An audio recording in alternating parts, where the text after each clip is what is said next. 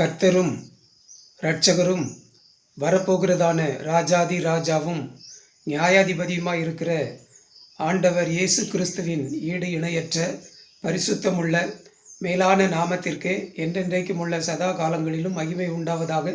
ஆமென். கிறிஸ்துவுக்குள் மிகவும் அன்பான சகோதர சகோதரிகளே, தேவ பிள்ளைகளே, பரிசுத்தவான்களே, இன்றைக்கு 17/12/2025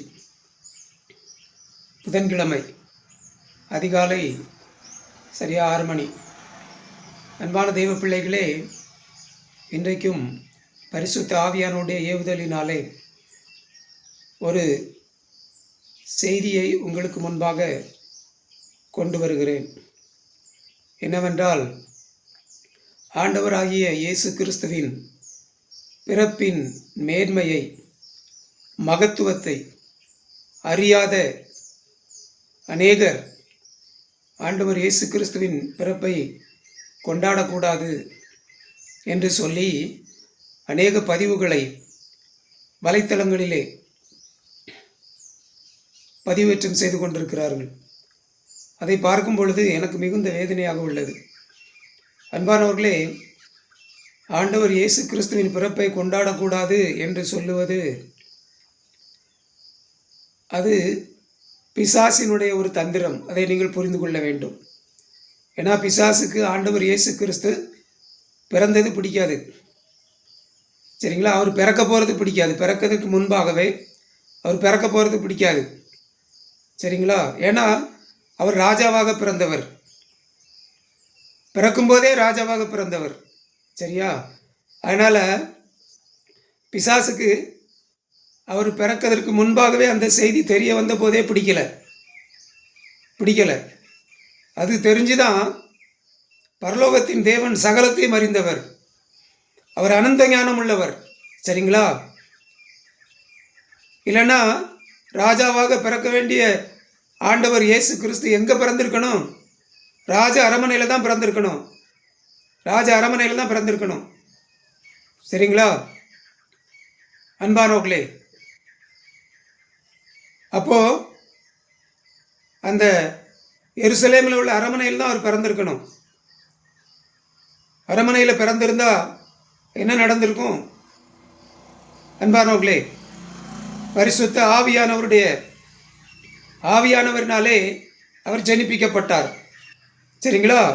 மனித தொடர்பு இல்லாமல் பரிசுத்தமாய் அவர் ஜனிப்பிக்கப்பட்டார். அப்படி தான் ஜனிப்பிக்கப்பட வேண்டும். அரமனையில் அப்படிப்பட்ட ஒரு காரியம் நடந்தால், ஒருவேளை தேவதூதன் வந்து ஏரோது இடத்துல சொன்னா, இப்படி உன் மனைவி இடத்துல உற்பத்தி ஆகியிருக்கிறது பரிசுத்த ஆவியினால அப்படின்னு சொல்லியிருந்தா, அன்பானவர்களே, அவன் அதுக்கு ஒன்றும் சொல்ல முடியாது. ஏன்னா பரலோகத்தின் தேவனுடைய சித்தம், மறுப்பு சொல்ல மாட்டான். ஏன்னா ஏரோது தந்திரக்காரன்.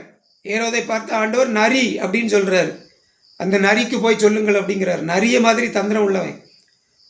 தேவதூதர்கள் அவனிடத்தில் அந்த விஷயத்தை சொல்லியிருந்தா ஒன்றுமே சொல்லியிருக்க மாட்டான். ஆனால் ராஜாதி ராஜாவாக இயேசு கிறிஸ்து அந்த எருசலேம் அரமனையில், ஏரோதின் அரமனையில் பிறந்த உடனே வெளியே தெரியாமல் கொன்று போட்டிருப்பான்.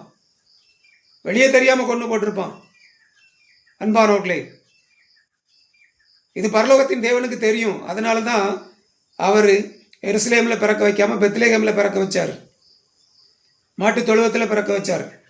அன்பானவர்களே, சரிங்களா?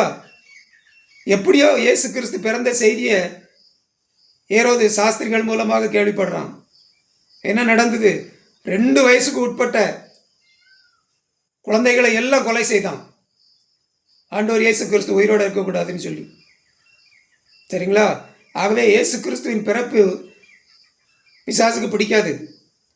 இன்றைக்கும் இயேசு கிறிஸ்துவின் பிறப்பை கொண்டாடக்கூடாது என்று சொல்லுகிறவர்கள் பிசாசினால் ஆளுகை செய்யப்படுகிறவர்கள். நான் தைரியமாக சொல்கிறேன், ஆணித்தரமாக சொல்கிறேன். அன்பானவர்களே, 2வது, ஆண்டவர் இயேசு கிறிஸ்து பிறந்த பொழுது மாட்டுக்கொட்டிலே பிறந்தார். பயங்கர குளிர். இயேசுவின் தாயாகிய மரியாள் எவ்வளோ அவமானங்களை சகித்திருப்பார்கள் தெரியுமா? எவ்வளவு அவமானங்களை சகித்திருப்பார்கள். மனசுல எவ்வளவு வேதனை இருந்திருக்கும். அன்பானவர்களே, யோசித்து பாருங்க. ஆகவே அந்த வேதனையில அந்த குழந்தையை தாலாட்டு பாடுவதற்கோ அதெல்லாம் அவருக்கு கிடைக்கல. குழந்தையின் அந்த தாயின் தாலாட்டு பாடல், அந்த அரவணைப்பு அதெல்லாம் கிடைச்சிருக்காது.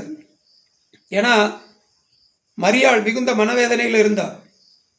அன்பானவர்களே, ஆகவே இன்றைக்கு இயேசு கிறிஸ்துவை குழந்தையாய் நினைத்து பாடுறதில் தப்பு இல்லை.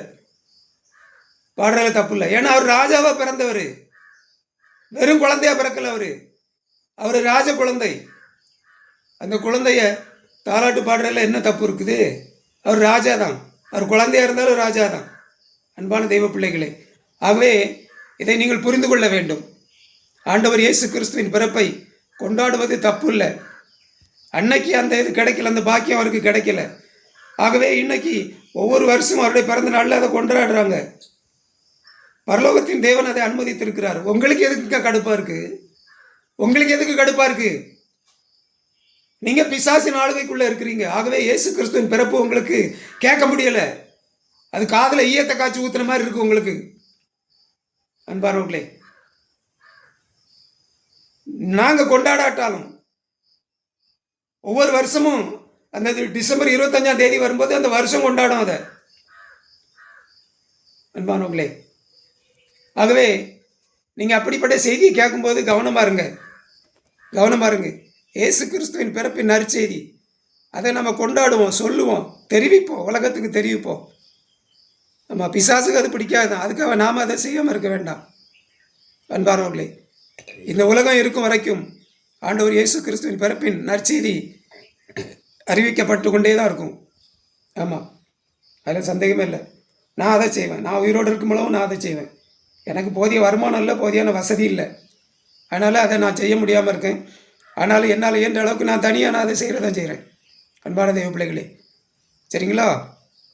இந்த கிறிஸ்து பிறப்பின் பண்டிகை ஒரு வித்தியாசமான பண்டிகையாக இருப்பதாக கர்த்தர் உங்கள் ஒவ்வொருவரையும் ஆசீர்வதிப்பாராக. ஆமேன், ஆமேன், ஆமேன். Praise the Lord. Thank you Jesus.